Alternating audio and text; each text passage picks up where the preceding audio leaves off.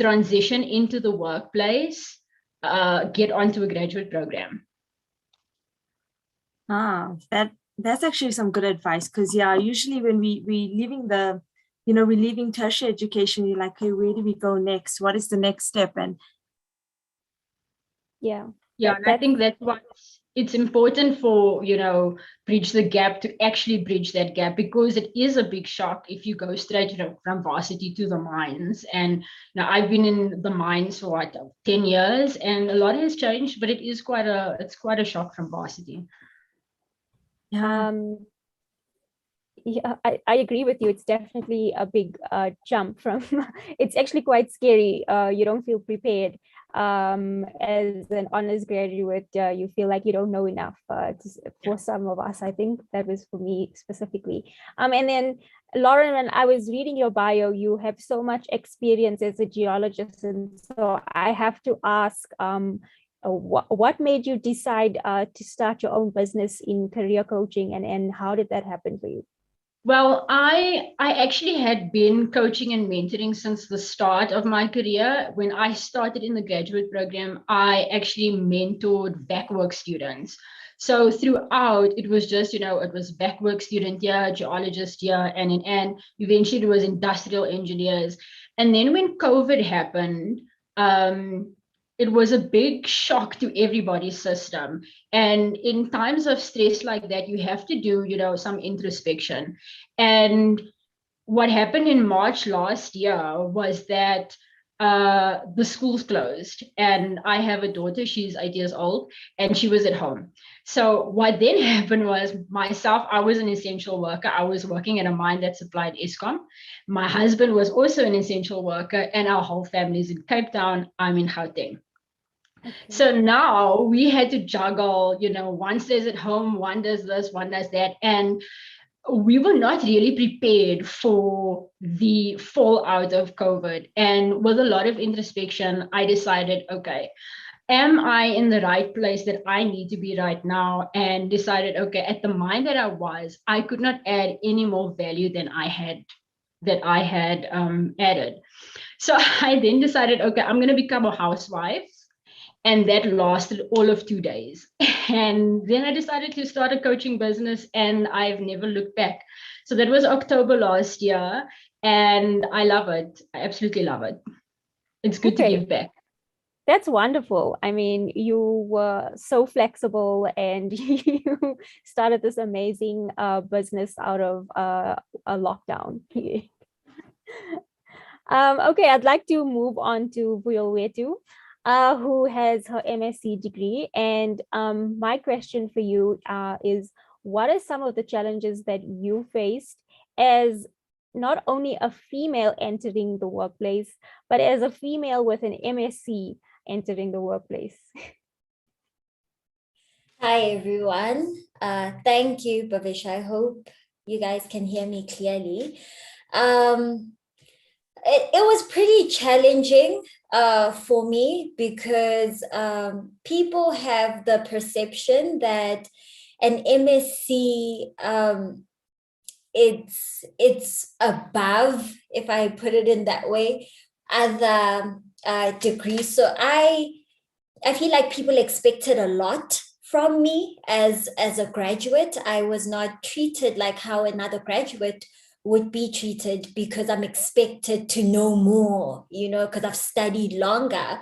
But people forgot that my background was in petroleum geology, and I was new to mining, never been in that commodity and stuff. But I found as I went by, I started adjusting. I had really good mentors, males only, because I find that when you're in an environment like that, with the females, they're very few female role models. And in my team, I had 2 that were senior to me, and it always felt very competitive, because as women, we're trying to set our place in that workplace. So I had two really good male mentors who identified my strengths, and they pushed me to work on my strengths and to incorporate that into my job. So even though I entered as a graduate, I did things that were completely different from what anyone was doing at the mine.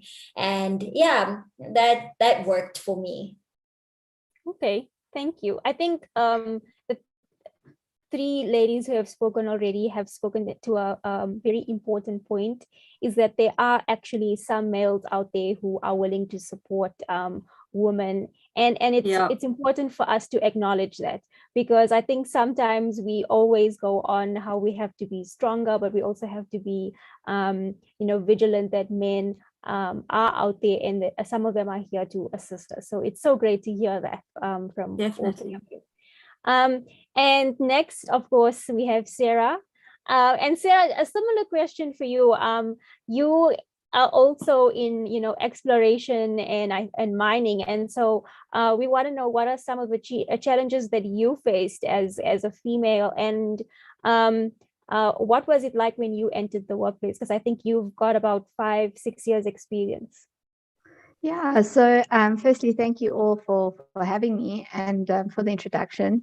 And then to come to your question, but much like the rest of your panelists, is I was very fortunate because I wasn't fortunate enough to be in a graduate program. However, I was in a junior, and the company that I worked for employed great CPs or great geologists who had a lot of experience, who I was able to then essentially have a one-on-one mentorship, informal mentorship relationship with them. So I was able to get great training from them informally, not in a graduate program, but with them.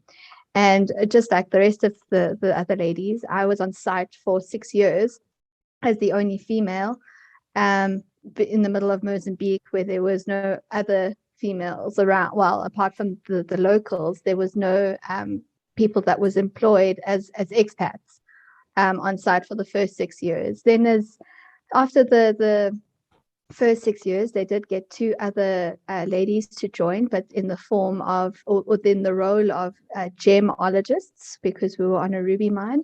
So I would work with them because our roles were together, but we were never in the same departments.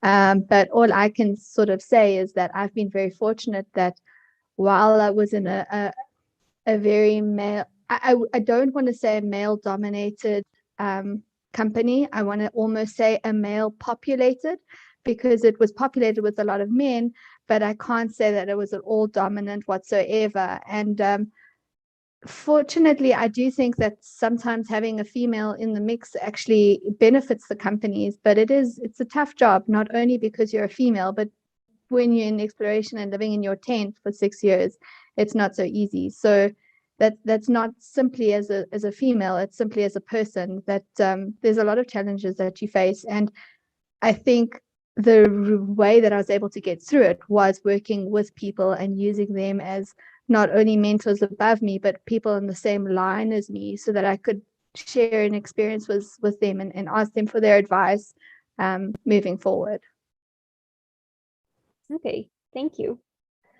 That's definitely some good advice, and Bhavisha, you're quite right that all the ladies have spoken to that point where there are males in the industry who are more than willing to assist females coming in and help them work to their strengths. So that's quite a nice thing to hear from all of you ladies. I'm quite happy. I'm smiling even though you can't see me. So I want to ask, reading Lebo's bio, so Lebo, we're going back to you. You mentioned the quote that mentorship not only grows the mentee, but the mentor. So I wanted to hear more about this, since we are in the topic of the power of mentorship. What example or situation can you give us on that? Yeah, during this year in particular, I've had a really amazing mentee, and it's been like I said, it's been a journey for both of us. There's been times when I actually signed up for this and I was like, oh my gosh, what are we going to speak about for a whole year? But every every session we've had, I remember we were speaking, one that stuck with me was we were speaking about being like positive and having like a goal and things that you, how you plan, and like having, affirmations, and how those, how you look at life. And I remember like having the conversation and thinking like, okay, you've just told this mentee that they need to give themselves positive affirmations daily, like uplift themselves, but are you doing that? And it's something that now I've incorporated in my life, like just a constant reminder of who I am and why I am, was something that I challenged her to look for and do for herself. And, of course, I thought about it for myself, but I hadn't sat down with it. So those conversations, we did looking at vision boards together, me making a vision board as well, and not just saying, okay, mentee, go do your vision board. But, I think it's exercises that benefit both of us, and not just the mentee. Oh, I love that. That is actually so true. That is a good example where doing this mentorship, it allows you to reflect back and think about what you can do, to improve yourself or to reach your goals. So I love that. Thank you. And then a little secret actually, Vuyo, we're going to go to you, Vuyolwethu. So Vuyo was actually there in the beginning with the creation of BTG. And so I want to know, Vuyo, what drew you to mentorship? And let us know a bit about how it has impacted your life. What drew me to mentorship was actually Bhavisha. She had this idea of having Bridge the Gap program. She wanted to make sure that undergraduates had some form of mentorship or were guided on their journey, and they knew the options that they had going into geology, which is not something that we were fortunate enough to have. So that really motivated me to want to be a part of it, to guide undergrads, motivate them to reach their goals, and inspire them. So yeah, that's what drew me to it. Oh no, that's good. That's really nice. And I agree, we are now given the platform and the chance to be the mentors we wish we had. Because exactly. That's also why I'm part of BTG. When I heard this idea, I was like, wow, we can be the people that we needed back in the day. And so how is it, I know you've mentioned in the beginning, going into the workforce, and did you have some sort of mentorship being, in the university setting? Or, you did mention that, we didn't really have that, but. Sorry, Priyanka, please repeat that. I think there was a little glitch in my internet. Okay, sorry. So I know you mentioned that you did have some mentorship going into the industry. And so I know you did mention, we could be the mentors that we wished we had in university setting. But do you have any idea or insight about what mentorship was, being in the university setting? Yeah. Sorry, motivation, sorry? Insight in being in the university setting. How mentorship is different from industry, or how it benefited? How it impacted you.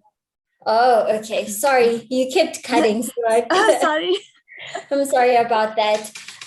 For me in the university, just like Lebogang, I had the same realization that you end up learning a lot from your mentees. I know they would ask me a lot of questions that I had no answers to.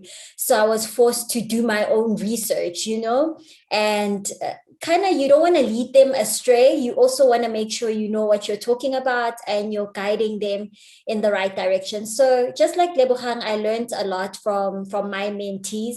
They made me do a lot of research to know what I'm talking about, and also inspired me to take up courses. I know I had one mentee who had done geophysics, and my background in geophysics wasn't that great, but I was working on a geophysics program, and basically he became my mentor and taught me a lot relating to geophysics. So it was a mutually beneficial relationship. Oh no, that is so good. I'm glad that these mentees are, taking the opportunity and giving you guys the work. Because it's that's what you need. I think like one of the important things in mentorship is having that your mentee having that initiative. And so that sounds really good. And I agree with you and Lebo saying that, you actually realize you benefit. Because sometimes people always think, hey, as a mentor, is it just me giving? But you don't realize in that relationship, sometimes you gain so much or things you didn't even expect. So yeah, no, thanks for that, Vuyo. Okay.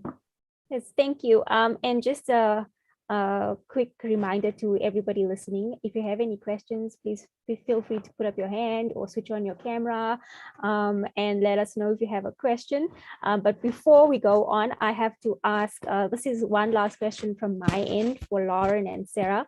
And the question is, being a mentor and being menteed, what is some of your advice that you can give mentees to make the most of the opportunity that they are given as they go through their mentor relationship? We can go with Sarah first. Sure. I wasn't expecting that. I saw that Lauren's mic was also, I thought you threw me under the bus there, Bhavisha. So there were two parts to the question. The one was, what can mentors, or, how can they benefit the most? And what was the second part? Let's cover that first, and then I'll go to Lauren. Okay, sure.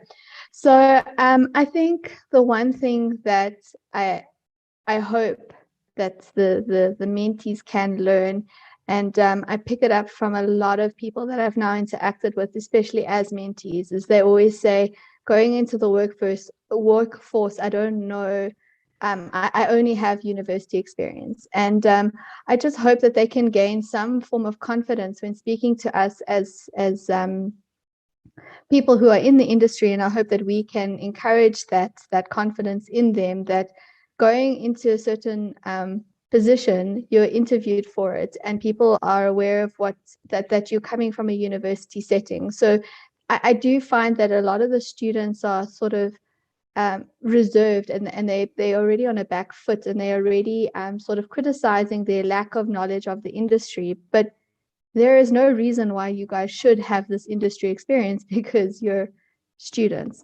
So I do think that one of the best things that I think that they should do is engage with their mentor and speak to them and build up that relationship with them, and use them as a sounding board, not only to build their confidence, but to build their networks and to get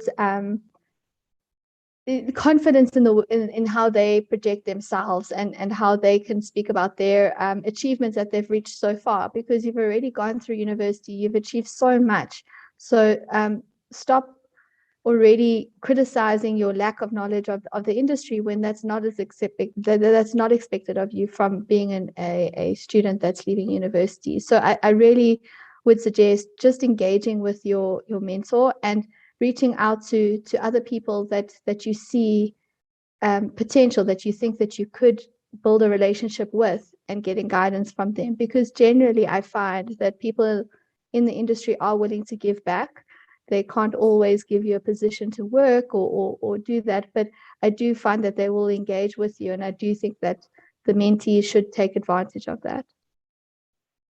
Thank you, Sarah. That's such a good point. I think running BTG has also opened my eyes to the fact that a lot of students are afraid to speak to their mentors, because they don't think that they have the right to, because they're just a university student, and their mentor might be someone with so much experience, or their mentor might be a PhD student. And so that is something that we're trying to overcome.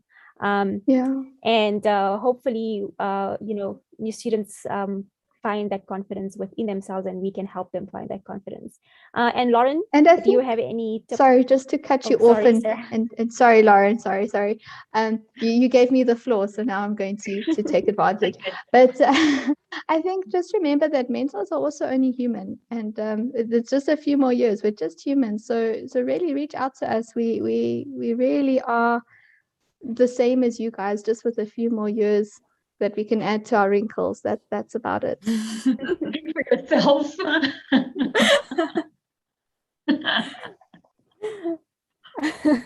I love Thanks, that.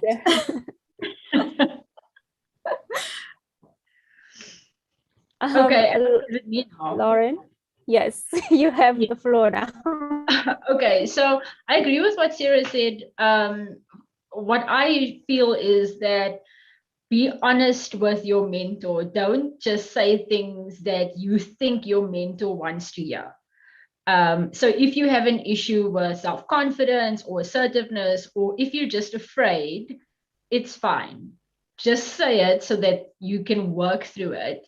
And then whatever you learn from your mentor, pass it on and mentor someone else. Even though you are at university, it's important to pass on the knowledge. I feel like the younger you are with the knowledge, the better industry will become going forward. I wish I had a bridge the gap when I was in first year.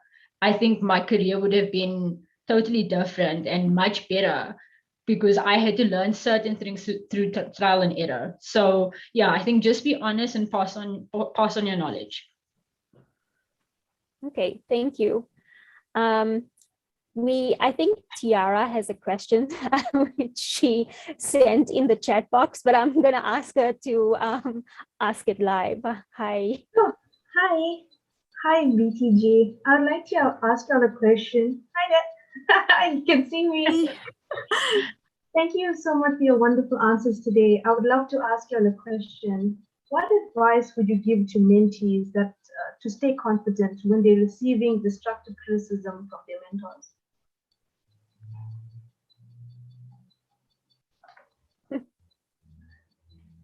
That is a good question. Yeah, I'm not sure who wants to take that. I can take it, or if someone else wants to. Sure. So one of the most powerful things that I experienced in my latest position, where I moved in and I started working now in April, so it was very recent. One of the gentlemen there, he's one of the strongest writers for our stock exchange information. And someone came back with criticism for the work that he had done, and he really is our strongest writer.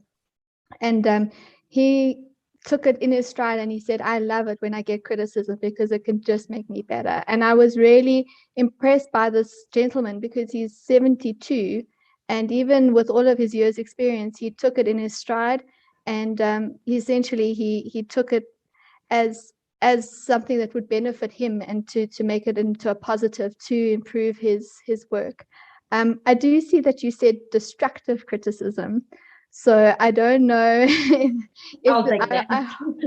if it is destructive or, but again, they are only human, and you have to see the positive. You have to try and see how you can take it and put it into a positive position and a positive light to benefit yourself and put yourself in an advantage, because that's the main reason why you have a relationship with someone, is to gain from them. And if it is continually destructive, at that point, I personally would suggest that you would very politely, because the geological world is very small, but you just say, thank you very much for the relationship. I'm going to be moving on, and I can't, maintain this relationship anymore, because you don't want to have someone break you down either. So that's what my advice would be. Can I just add on to what Sarah said? With criticism, I think a lot of the time we take it upon ourselves and we make it a reflection of us, but it's just that. It shouldn't be something that breaks down your confidence or makes you less than because you receive that. So I think we should also learn to take in stuff and take it as it is, and not put it on ourselves and make it make us feel less than. It shouldn't be something that destroys our confidence. It should just be a comment or criticism, and that's that. You just improve, like Sarah said. It's a tricky one. It's a tricky one because sometimes, when we get these things, I know I personally as well, it's sometimes, even when you get feedback from supervisors, in my case, sometimes it can be a little bit soul crushing, but you need to then remember that this is not questioning you as a person, but it's just there to, improve and help you become better, or, try and take the positive out of it, and always sometimes take things with a pinch of salt. In case the person had a rough day that day, or something happened and it just came across in a different tone or in a different light. But yeah, we always are thankful for getting feedback or criticism. Hopefully we don't have too much destructive criticism. Yeah, and if I could just say that it's also normal to feel a little bit taken aback when somebody gives you this negative criticism. True. And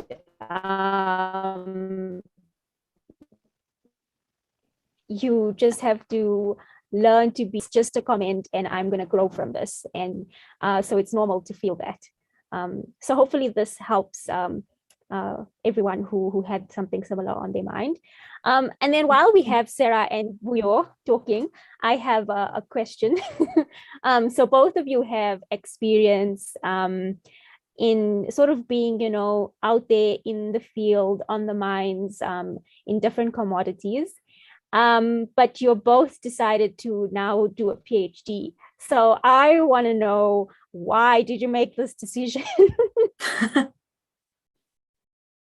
and yeah, what was the thought process? And maybe you can help someone who's struggling to decide whether they should do their PhD after completing their master's or not. So and having been in the workplace and having this experience, you've then decided to do a PhD. So please maybe tell us a little bit about why you made that decision. Sara, it's you first. So the honest reason actually is a bit dark. I was working in Mozambique, and where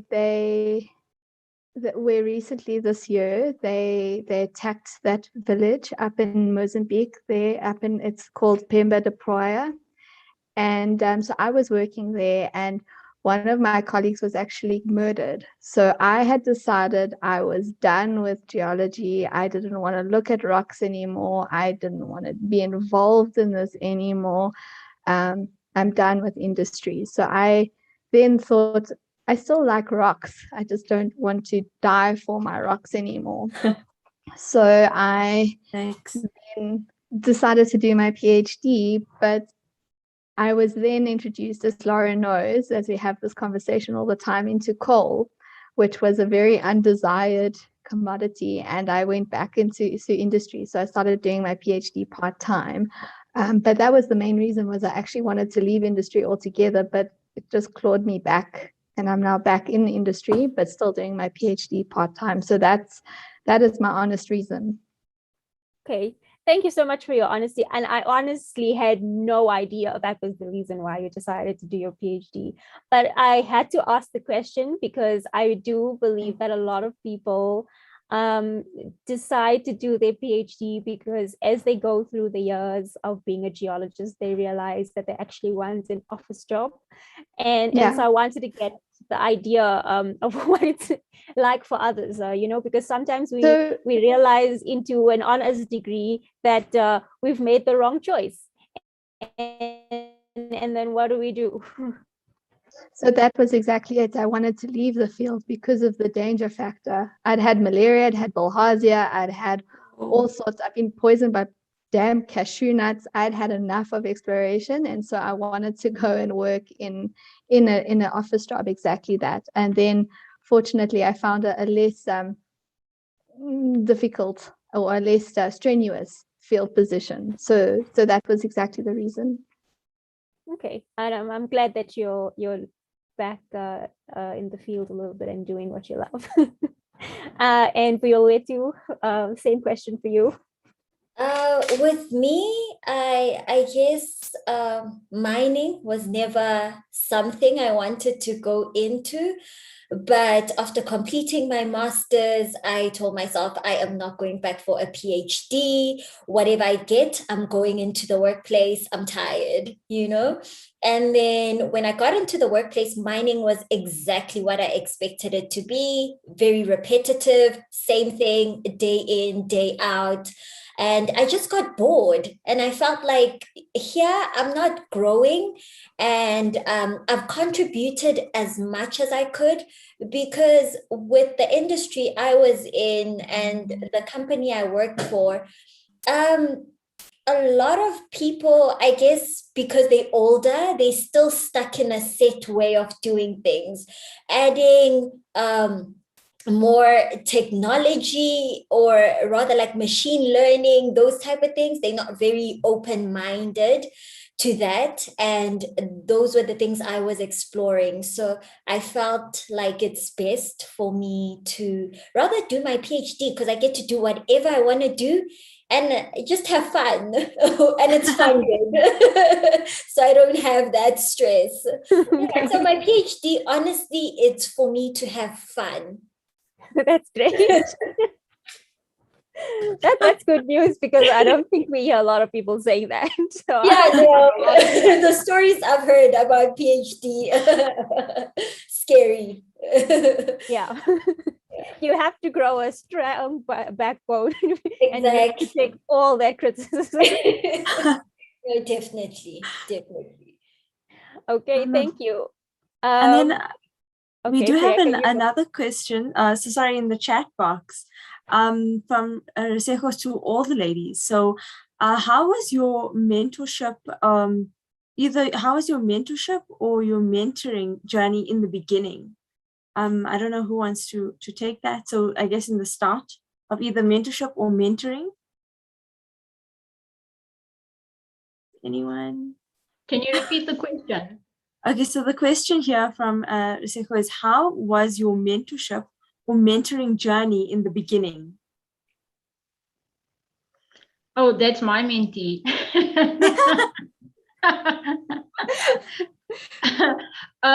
Let me take this one. I think for me, when I was a mentee, let me start with that. I was quite overwhelmed because it was a shock going from university to the mines. But I was fortunate enough to have a mentor that was very open and honest and didn't sugarcoat what mining is like. So he said to me, if you are honest with me, I will be honest with you. And he sort of prepared me for difficult situations that lay ahead of me. And through that, I could then sort of help soften certain blows for people that I mentored after that. I think with mentoring now, because I mean, I mentor university students, and times have changed. And I think the big thing that I've noticed is the introduction of social media and how it affects people that are still studying and that are going into industry now. Because when I started, Facebook didn't exist. So, I mean, you can now do your sums. I have been vaccinated, so you can think how old I am. But yeah, I think it's because mentoring is such a personal thing. Each mentee that you get is different. And in the beginning, to step outside of your comfort zone is not nice. And you will feel overwhelmed, but it gets better. So yes, that's all I have to say about that. Hi, Resejo. Thanks, Lauren. And Lauren, you're not that old. I'm not. You're not. You're not old. You're not old. You still look young. Lebo, you wanted to add to that? Yeah, I did. I think a lot of the times, when we started, Bridge the Gap had it formulated. So finding a mentor wasn't like applying and, getting a mentor. It was very different. And sometimes I think we lose a little bit of that with the structure of, networking and going out there. And actually, I used to attend Saga talks and Geo talks as well, just to meet people. And I'd go in the mandate and like, okay, you're going to enter this this session, you're going to watch what's being presented, but you're going to leave, then you're going to introduce yourself to at least 3 people. And oftentimes it's not with like I'm going to get something from that person. I'm just introducing myself. And a lot of my mentors, actually, we became mentors very organically. The one was I had just started working. I was new at De Beers, and during lunch, it was always awkward for me because I didn't have any friends. There weren't any young people my age. So didn't have anyone to chill with, and decided to go to gym during lunch. And one of the managers happened to be gymming as well. And, we were next to each other in the treadmill. And I was like, okay, you don't know anyone, say hi.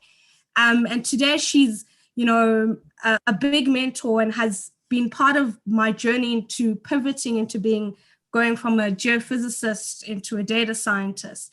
So like, it doesn't stop here. It continues outside and in your day-to-day life, attending talks, network. I think like in the beginning, getting over that shy hurdle and actually obtaining a mentor that you think fits who you are and where you are in life and where you want to go is just as important on the journey as the journey, rather. That's a very good point, because I feel like, especially with I do see it with some of the university and the students, everyone is so scared to network because they feel so intimidated, if I can say, by all these people with all the experience and have all these fancy titles, and so they're so scared to put a just introduce themselves or just say hi. And because I think they feel like, they need to have the world's knowledge to converse. But like you said, you basically on the treadmill just approached her, and now she's been like one of the mentors that you've learned quite a bit from. And that's such an important point that we need to remember, that, it's just sometimes just taking that step. And I really like that you said, you used to prepare in advance and say, at the end, I want to leave and I want to speak to at least 3 people. I feel like that's such a good tip, actually, for many of the students and the attendees here tonight. Always go in with that mindset, like, at least I want to speak to 3 people, build a connection, or just, even if I just say, hi, I'm so-and-so and I'm doing this. I think that is that is a very good tip. So thank you for that, Lebo. Then we have another question. I don't know if Sara, Vuyolwethu, do you guys want to add anything about your journeys? Good. Okay. Then we have another one from Sikelelwa in the chat, and she asks, have you ever encountered challenges in the journey of mentorship as a result of personality compatibility, and how did you get to overcome that? So I can answer.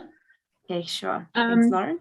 I worked, I had a team that was reporting to me when I was a senior geologist, and me being very passionate about mentoring, I will mentor anyone that makes eye contact with me. It's like, okay, I'm going to mentor you now.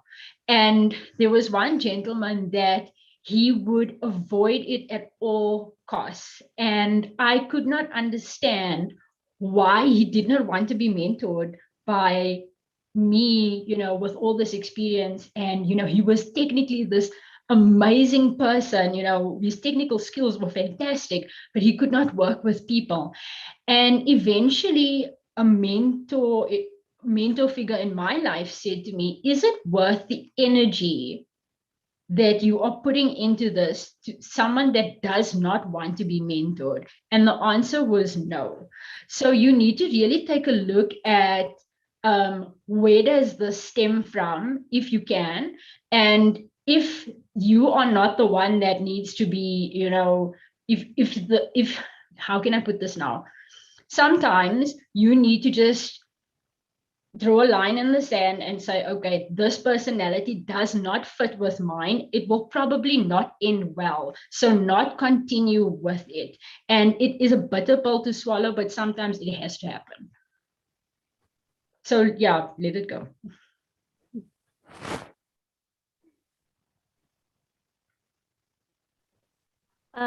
Lauren, I was just building on that. I have a question based on some of the experience that I have in running BTG.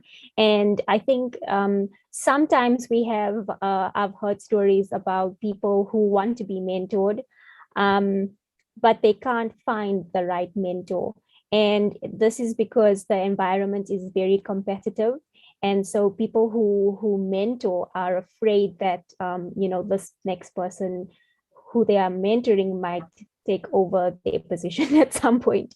And so this can create a very negative perception of what it is to have a mentor. So do you have any advice on how we can overcome that, and how do we deal with that sort of thing? Because it does exist in the workplace.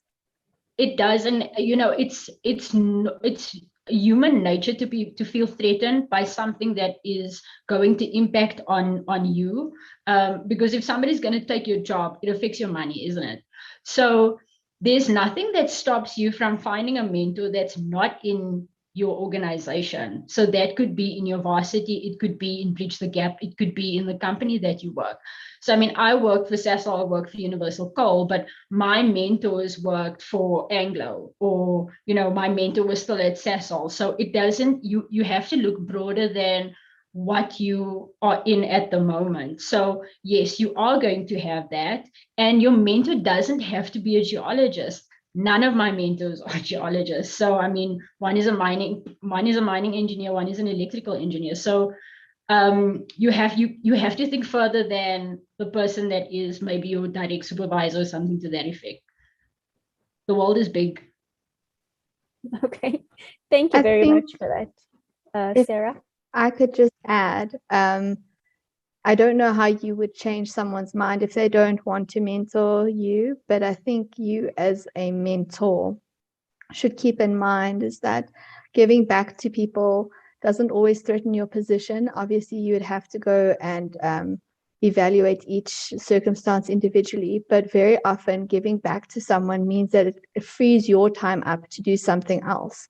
So you can always start again. You can start teaching people certain things and you will gain from that. And just my opinion is that you can, when you start working, you start building yourself up. So why would you continue doing the basics when you can give that to someone and guide them to do a good job to allow you to do something else with your time? So that how you would change someone that's more senior to encourage that, I don't know. But like Lauren said, possibly you could then reach out to someone else in a different company to gain that knowledge. But that's just my take. Thanks. I think that's a great advice for everyone. And I'm not sure if there are any other questions. Priyanka, should we go to the chat box? I have Sorry guys, I just got kicked out, but I'm back. I don't know if you guys addressed so we addressed Lera's question, and then there was another by Teboho. Did you guys address that? You can read. No, you can read that one out and the others. Okay, unfortunately, since I got kicked out, my chat cleared. So Bhavisha, you can have the honors. You can have the honors of doing it. Okay, so from Teboho, she says, good evening, everyone. I would like to ask what would be the ideal time to apply for vacation work or internships? All the time. All the time. That. And it's a tough one now in this like COVID times, because a lot of the companies are sort of struggling and probably not getting people in, because it's going to be lots of admin. But there have been some internships that have opened up. So you should be applying as and when they come out. So you should have your CV ready at all times, and your CV should be updated per vacation work and per internship. And so if you find a vacation work that's available, apply for it.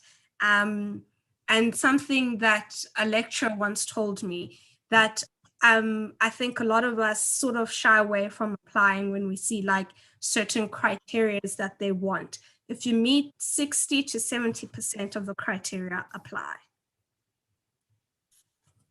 Okay. That's a good tip, Lebo. Thank you for that, because I do know quite a few people who will say that there's this vacancy, but there's this one point that, or maybe like 2 points where they doesn't fit them.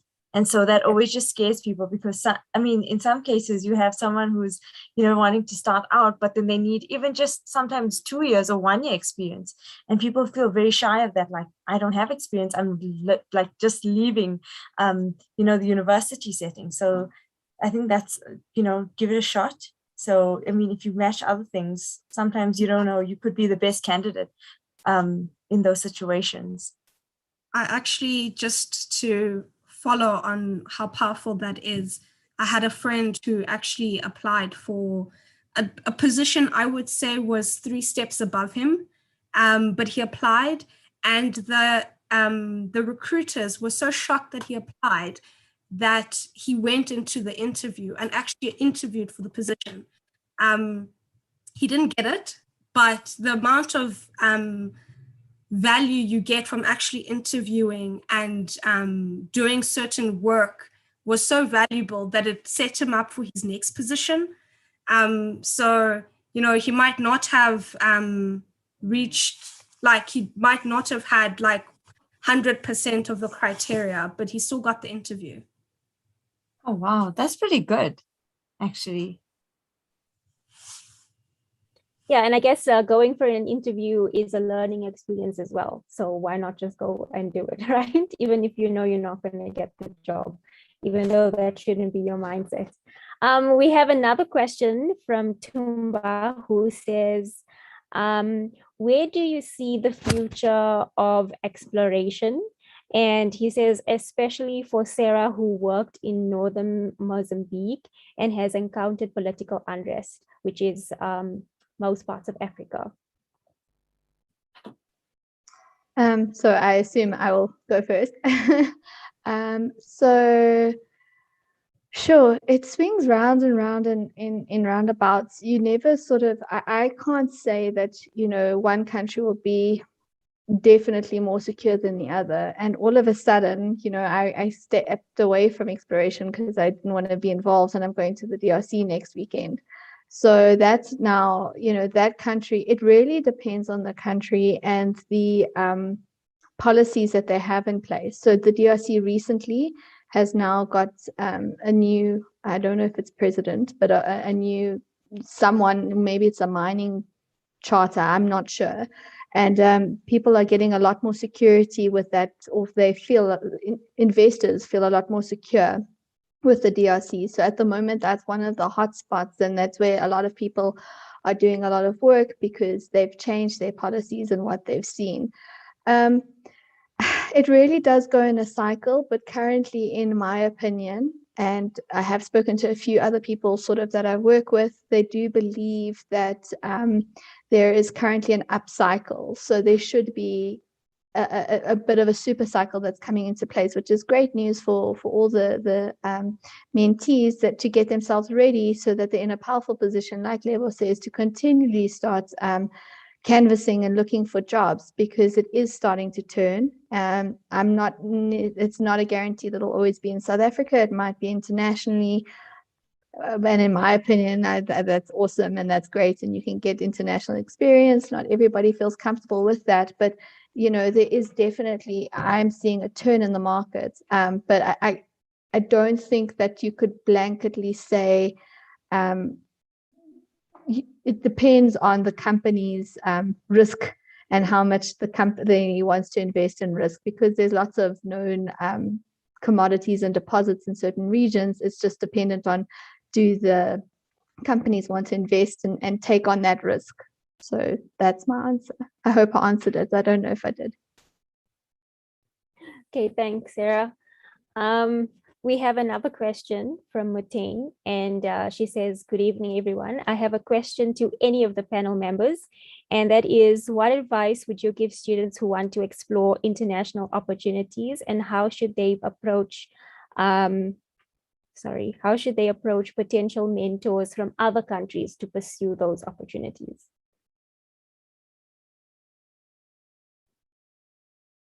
Not sure who wants to take that. Should I? I'm always encouraging people to explore international opportunities. If that's what you want, and you want to see different places, you want to meet different people, this is the best way to do it. In terms of how do you approach potential mentors?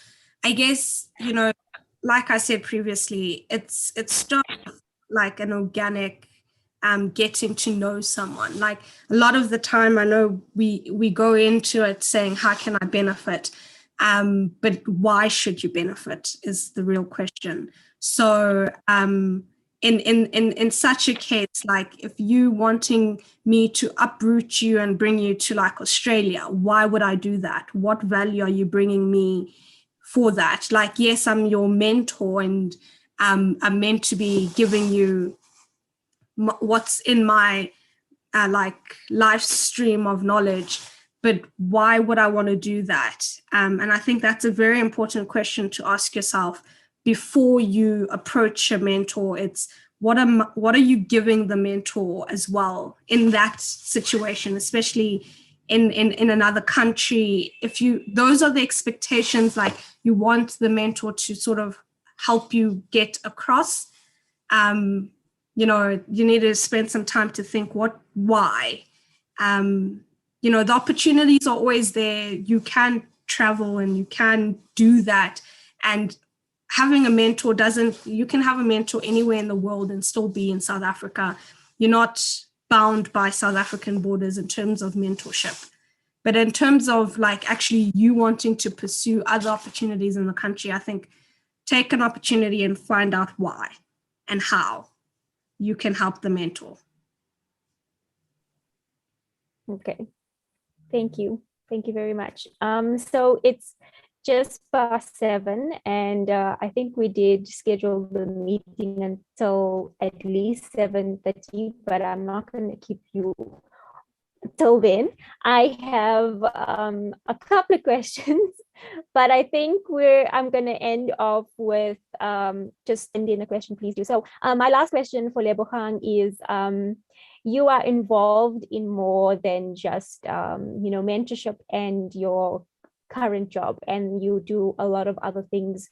You started a non-profit organization, and so can you please tell us a little bit more about that? And maybe just tell us a little bit more, and then you can tell us about the challenges and some of the rewards that you've seen. Yeah, I think during my master's year, I quickly realized that your marks or your report or your transcript just wasn't enough anymore. You needed to find something that made you stand out a little bit more than just your mark that says geology when there's a class of 30 other people with that same mark. And so in that time, I was like, Lebo, what are you passionate about? And one of those was females.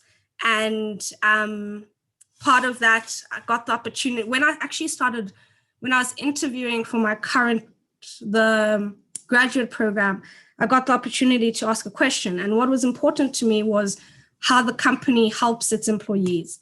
And so they told me about an Ambassadors for Good program. And it's, Anglo allows you to do like your heartfelt desires, really. So I was like, wow, what an opportunity.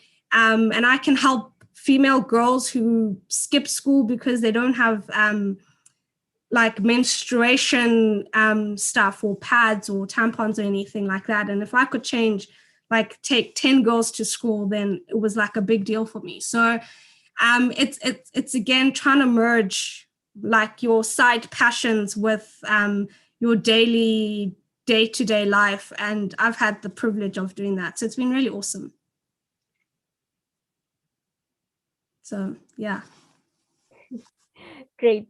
I think you've mentioned such an important point, that it's important to diversify and make yourself stand out. And there's a lot of ways that you can do that. And I think everybody on our panel has already done that. And so I have to have a follow-up question. I think that a lot of people are out there and they want to do something to make a difference. And sometimes there isn't a platform. And so I want to know if any of you have advice for them to just go ahead and make the difference. How do you do it?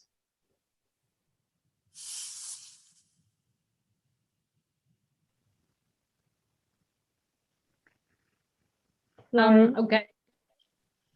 So you're asking if there's nothing, what do you do? And I think a lot of students feel like there isn't a platform available for them to make a difference. And so do you have any advice for them? I think that at some point you need to be brave and start the platform, if there is none. And it sounds very scary, but if you cannot find what you want to serve on and there is nothing, then you have to start. I guarantee that you will find like-minded individuals that will help you. So, I mean, I was at the mines and I was thinking I have to find a way to give back. I started this business and then I found you guys. So you would be very surprised when you start something yourself, how many other people are just popping up that have the same idea. So you should Google as much as you can, really look and see. And if you really can't find anything, start it yourself. I like that. I like that advice, Lauren. And I think it goes with always that saying of, be the change you wish to see. So quite right. And I know you have your little blogs on the side, which are quite nice to read. And I can see you. Oh, yeah. Yay, finally. After some challenging evenings, some challenges this evening. But I was like dedicated. I persevered. I was like, not today, technology.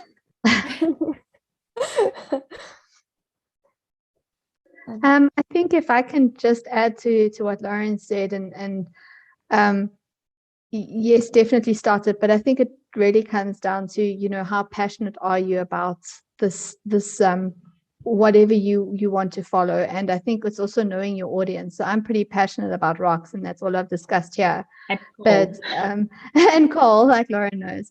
But there's a whole nother side to me and a whole nother life, just like Lebogang said, and Lebo's gone and followed her passion with what she feels is very strong about having females go to school.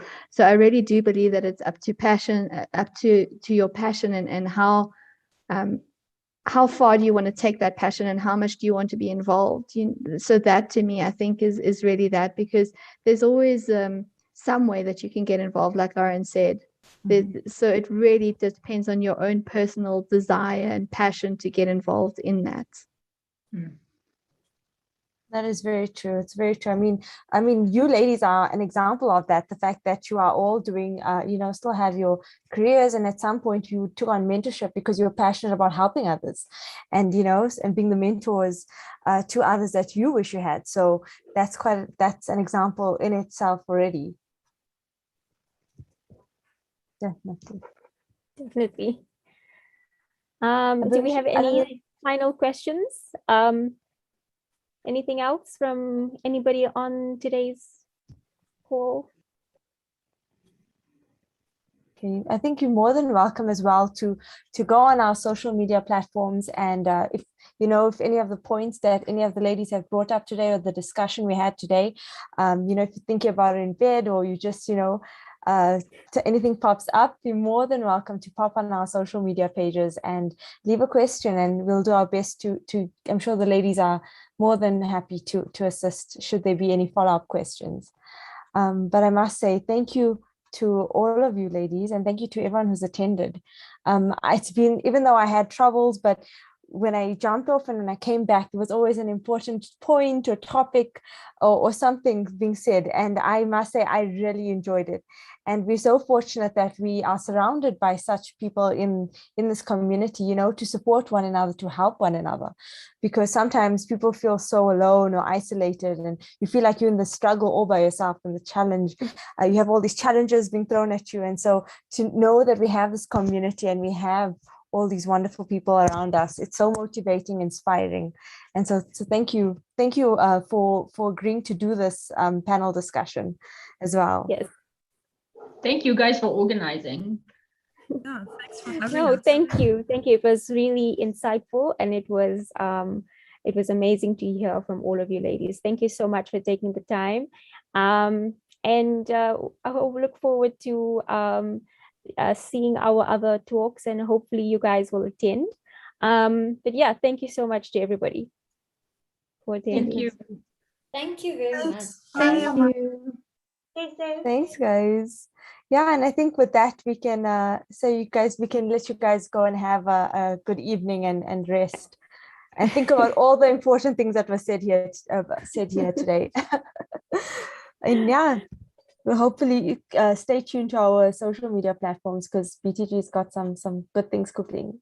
Yeah, I think congratulations to BTG for taking the initiative, and it goes along with the last question that you guys asked, and you bridged the gap, saw this gap, excuse sort of the reuse of it, but you guys did see that there was a need for this. So congratulations for you guys for taking the initiative and doing this and being so successful, because I really think your name comes up so often and in sort of these other committees that I'm involved in, with the GSSA and MINSA, and everybody commends how great Bridge the Gap is doing. So just congratulations to you guys, and well done for the students empowering yourselves. So I think you guys could have answered your previous question.